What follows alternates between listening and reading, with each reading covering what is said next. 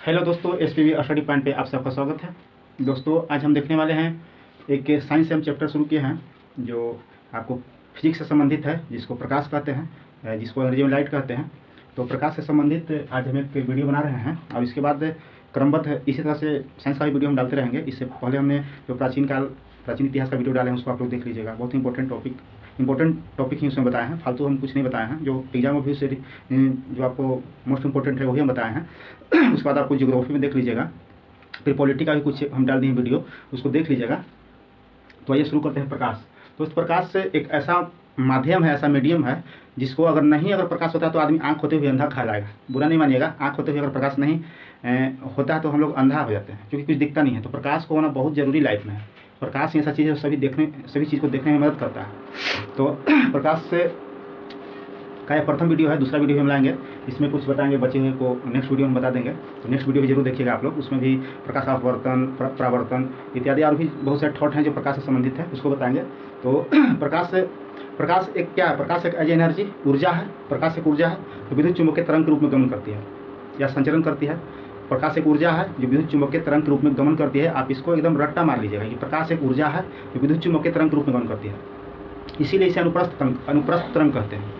एक अनुदैर्ध्य होता है, वो आपको मिलेगा, आपको देखने के लिए आपको ध्वनि में। यहाँ पे ध्वनि नहीं पढ़ रहे हैं हम लोग, प्रकाश पढ़ रहे हैं। तो प्रकाश अनुप्रस्थ तरंग होता है, क्योंकि प्रकाश में एक प है और अनुप्रस्थ में एक प्र है। तो अनुप्रस्थ तरंग प्रकाश एक अनुप्रस्थ तरंग है।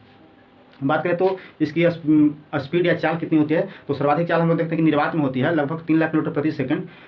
इसको और एक रूप में देखें तो दो तरह से होते हैं। आपको एक दिखाएगा 3 × 10⁸ मीटर प्रति सेकंड या 3 × 10⁵ किलोमीटर प्रति सेकंड। इस तरह से आपको एग्जाम में पूछेगा, तो ध्यान दीजिएगा। और प्रकाश की बात करें तो इसकी सबसे प्रथम इसका गति का जो मूल्यांकन किए थे, जो गणना किए थे, वो डेनिश वैज्ञानिक थे, एक रोमर नाम के थे, जो 1676 में इन्होंने सर्वप्रथम प्रकाश को चाल के इन्होंने गणना किया था या मापा था। तो आइए इसको डिटेल देख लेते हैं। प्रकाश एक ऊर्जा है। प्रकाश एक ऊर्जा है जो विद्युत चुम्बकीय तरंग के रूप में गमन करती है। विद्युत चुम्बकीय तरंग के रूप में गमन करती है, इनोटेड पॉइंट है, इसको ध्यान रखिएगा। प्रकाश एक विद्युत चुम्बकीय तरंग है, ये भी आप बोल सकते हैं। तो प्रकाश एक ऊर्जा जो विद्युत चुम्बकीय तरंग के रूप में गमन करती है, इसीलिए इसे अनुप्रस्थ तरंग कहते हैं। जो आपको अंडर जितना भी अंडरलाइन कर रहे हैं उसको याद रखना है टू द पॉइंट। प्रकाश एक ऊर्जा है जो विद्युत चुम्बकीय तरंग के रूप में गमन करती है या संचरण करती है, इसलिए इसे अनुप्रस्थ तरंग कहते हैं। एग्जाम में डायरेक्ट पूछता है कि प्रकाश क्या है, अनुप्रस्थ है, अनुदैर्ध्य है, या दोनों, या इनमें से कोई नहीं। तो टू द पॉइंट याद रखिएगा, अनुप्रस्थ तरंग है, प्रकाश एक अनुप्रस्थ तरंग है। प्रकाश की गति का सर्वप्रथम माप डेनिश खगोलशास्त्री थे रोमर, जिन्होंने 1676 ईस्वी में मापा था या मूल्यांकन या गणना किया था कि प्रकाश की क्या गति होती है। इसकी सर्वप्रथम डेनिश अर्थशास्त्री रोमर ने 1676 में इसका गणना किए थे। न्यूटन के अनुसार प्रकाश एक तरंग है। न्यूटन के अनुसार प्रकाश एक तरंग है और हाइगेंस थे वैज्ञानिक, जिन्होंने बताया कि प्रकाश एक तरंग है। तो न्यूटन के अनुसार कण और जबकि हाइगेंस के अनुसार तरंग। तो यहाँ देखते न्यूटन टन कण, तो न्यूटन कण और हाइगेंस तरंग। अल्बर्ट आइंस्टीन भी थे एक वैज्ञानिक, जिन्होंने बताया कि अल्बर्ट आइंस्टीन के अनुसार प्रकाश तेज गति के साथ चलने वाली ऊर्जा के छोटे छोटे समूह के गुच्छे से बने होते हैं, जिसे फोटोन कहते हैं। ये भी आपका इंपॉर्टेंट पॉइंट है, याद रखिएगा। एग्जाम में सीधा पूछा कि प्रकाश जिस छोटे छोटे कणों से बने होते हैं, या जो छोटे छोटे कण के बंडल से बने होते हैं, किसका बंडल से किया, किसका कण से बने होते हैं, तो फोटोन के कण से बने होते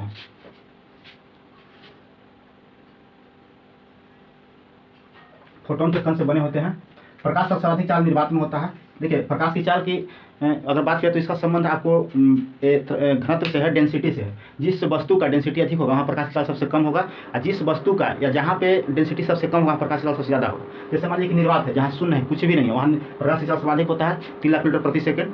और अगर इस बोर्ड को मान लीजिए या आप मोबाइल लीजिए, अगर मोबाइल की बात करें तो इसका डेंसिटी बहुत घनत्व है, इससे प्रकाश पार नहीं होगा, इसलिए इसमें सर्वाधिक कम होगा और सबसे अधिक निर्वात में होगा। तो एक और क्वेश्चन आता है कि पारदर्शी अपारदर्शी। तो ऐसे वस्तु जिसको प्रकाश पार कर जाती है, जिस वस्तु से प्रकाश पार कर जाती है उसे पारदर्शी बोलते हैं, और वैसे पदार्थ जिससे प्रकाश पार नहीं हो पाता है उसे अपारदर्शी कहते हैं। तो अपारदर्शी में न्यूनतम होगा, मैक्सिमम पारदर्शी में होगा, जिसमें सबसे अधिक आपको निर्वात में देखने को मिलता है। प्रकाश का सर्वाधिक चाल निर्वात में होता है, लगभग 3 लाख किलोमीटर प्रति सेकंड या 3 × 10⁸ मीटर प्रति सेकंड या 3 गुण इंटू 10⁵ किलोमीटर प्रति सेकंड होता है। प्रकाश जो होता है उसमें श्वेत प्रकाश, जो प्रकाश है श्वेत प्रकाश होता है, उसमें 7 रंग होता है, जिसको विभिन्न तरंग, जिसमें जो विभिन्न तरंग वाले होते हैं। जैसे किसी का मान होता है 3900 एंगस्ट्रॉम, या मैक्सिमम आपको देखने को मिलेगा 7800 एंगस्ट्रॉम तक होता है। तो आइए उसको भी देख लेते हैं।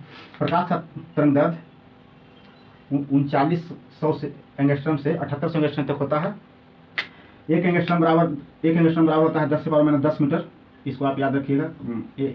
आपको ऑब्जेक्टिव टाइम में कहीं पूछ लेगा कि एक एंगस्ट्रॉम बराबर कितना होता है, 10⁻10 मीटर एक एंगस्ट्रॉम बराबर।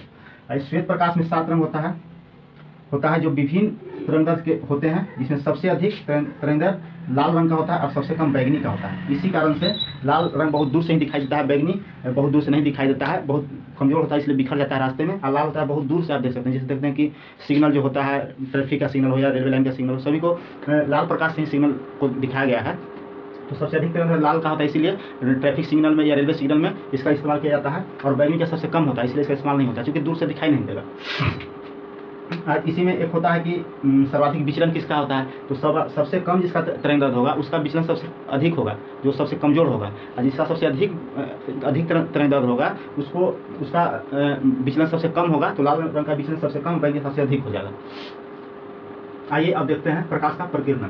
प्रकाश का प्रकीर्णन जो इम्पोर्टेंट पॉइंट है और सभी एग्जाम में पूछा जाता है इसे क्वेश्चन।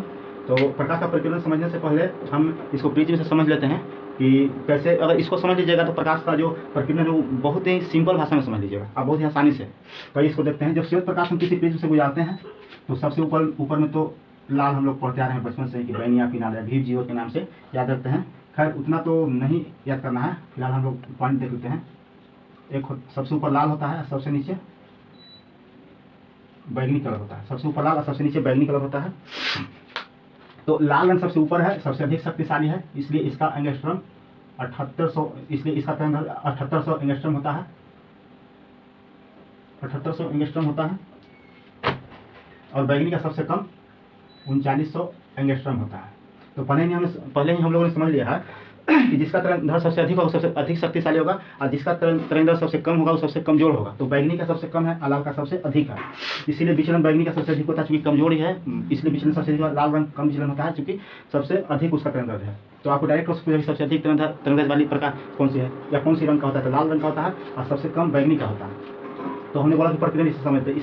इस अर्थ में देख सकते हैं कि जब ये सूरज है, सूरज जब श्वेत प्रकाश चलती है तो रास्ते में बहुत से छोटे छोटे धूलकण और जलवाष्प होते हैं, छोटे छोटे जलवाष्प होते हैं। तो जिसका तरंगदैर्ध्य अधिक है, जो सबसे अधिक शक्तिशाली है, वो तो आगे निकल जाता है, और जिसका कम है, जैसे बैगनी है, नीला है, जिस पर आरोप रंग होते हैं, वो आपको क्या होता है कि रास्ते में ही बिखर जाता है।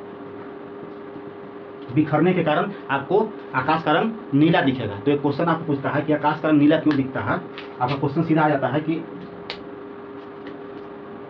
आकाश का रंग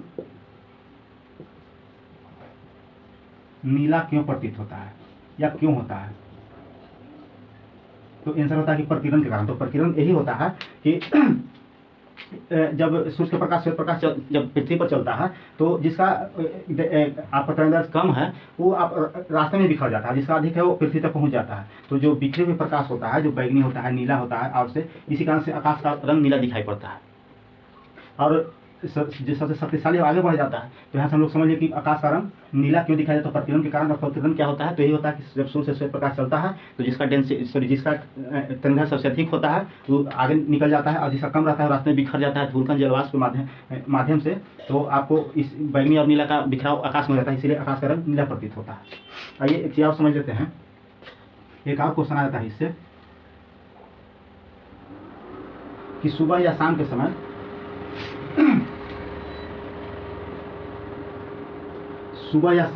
सूर्य लाल क्यों दिखाई देता है।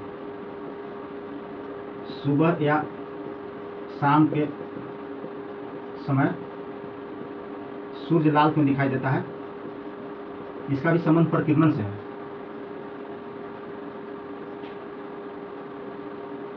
क्यों दिखाई देता है, तो ये प्रकीर्णन के कारण होता है। आइए इसको समझ लेते हैं। जब मान लीजिए कि सुबह जब सूर्योदय होता है तो पृथ्वी तक प्रकाश जाती है। पृथ्वी तक प्रकाश जाती है। तो क्या होता है कि सुबह और शाम के समय जो सूर्य और पृथ्वी के बीच की दूरी होती है मैक्सिमम होती है, और मिनिमम बात करें तो दोपहर में 12 बजे होता है। सूर्य और पृथ्वी के बीच की दूरी दोपहर में 12 बजे सबसे न्यूनतम होती है। इसी कारण देखते हैं कि दोपहर में ज़्यादा गर्मी लगता है, ज़्यादा धूपा लगता है और ज़्यादा पृथ्वी गर्म भी हो जाता है। तो सूर्य का प्रकाश सुबह और शाम अधिक दूरी तय करता है और दोपहर में कम दूरी तय करना पड़ता है। तो जब सुबह होता है तो क्या होता है कि जब सूर्य का प्रकाश चलता है सूर्य से पृथ्वी के लिए, तो यहाँ भी देखिएगा कि रास्ते में बहुत से धूलकण जलवाष्प के टुकड़े होते हैं, जिसके कारण क्या होता है कि बैगनी कलर और जितना भी जो कम तरंगदैर्ध्य वाले हैं, जो कम शक्तिशाली हैं, वो रास्ते में बिखर जाते हैं। और जो लाल है जो सुबह और शाम के समय मैक्सिमम दूरी पर रहता है, तो जो शक्तिशाली होता है वही सुबह या शाम को आपको पृथ्वी तक पहुँचता है। इसीलिए सूर्य जब उगता है या डूबता है उस टाइम सूर्य का लाल दिखाई देने के कारण दिखाई देता है प्रकीर्णन के कारण ही। तो लाल प्रकाश जो शक्तिशाली होता है वो पृथ्वी तक पहुँच जाता है और बाकी रास्ते में बिखर जाते हैं मैक्सिमम दूरी होने के कारण। इसलिए सुबह और शाम के समय सूर्य का रंग लाल दिखाई पड़ता है।